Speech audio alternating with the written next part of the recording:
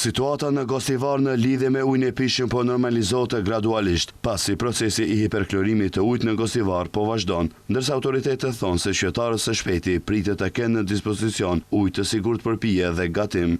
Kryeministri Kristian Miskoski deklaroi se ekspert nga ndërmarrja publike ujësjellësi i Shkupit po kryejnë analizat e përditshme dhe se rezultatet tregojnë përmirësim të gjendjes. Ai tha se shteti ka siguruar ujë të pishëm për banorët e Gostivarit, ndërsa falenderoi kompanitë dhe qytetarët që janë përfshirë në aksionin e donacioneve. Sipas tij, problemi është shkaktuar nga veprimet e papërgjeshme të disa të punësuarve në ndërmarrjen komunale, të cilët kanë transferuar ujë nga lumi në rezervuarin kryesor. Sa i përket përgjegjësisë për rastin, kryeministri pret që hetimi të zgjerohet edhe të përfshijë edhe persona të tjerë. Po informaciите kushtë se do bjeni. Në këtë moment po zhvillohet procesi i hiperklorimit, i cili po kryhet nga ekspert të ndërmarrjes publike ujësjellësi i Shkupit. Çdo ditë merren mostra dhe analizohen. Tashmë mund them se po shkojmë drejt një situate ku ndoshta për herë të parë në dekadat e fundit, qytetarët e Gostivarit do të kenë ujë për pije që do të jetë bakteriologjikisht i rregullt. Prokuria tashmë po vepron, kemi persona të ndaluar dhe të marrën pyetje, ndërsa pres që hetimi zgjerohet. Përgjegjësia është identifikuar dhe po ndërmerren masat e nevojshme.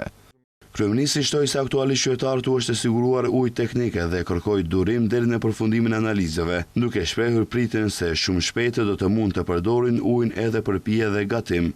Ndërkohë, Ministria e Shëndetësisë njoftoi se gjendja epidemiologjike në Gostivar është stabile dhe po monitorohet vazhdimisht nga institucionet e kompetente. Sipas të dhënave të ministrisë, më 31 korrik janë regjistruar 60 kontrolle të para mjekësore, ndërsa trendi i përgjithshëm i rasteve mbetet dukshëm më i ulët krahasuar me periudhën kur epidemia arriti kulmin.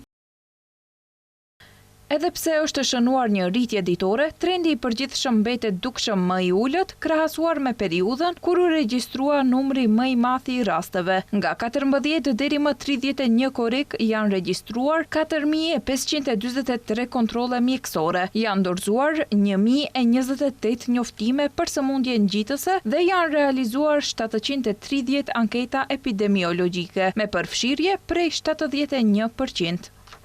Autoritetet bëjnë thirrje që qytetarët të vazhdojnë të respektojnë rekomandimet e përbërërimin e ujit deri në publikimin e rezultateve përfundimtare të analizave, ndërsa institucionet e kompetente vazhdojnë monitorimin e situatës dhe hetimet për përgjegjësinë lidhur me ndoqjen e ujit.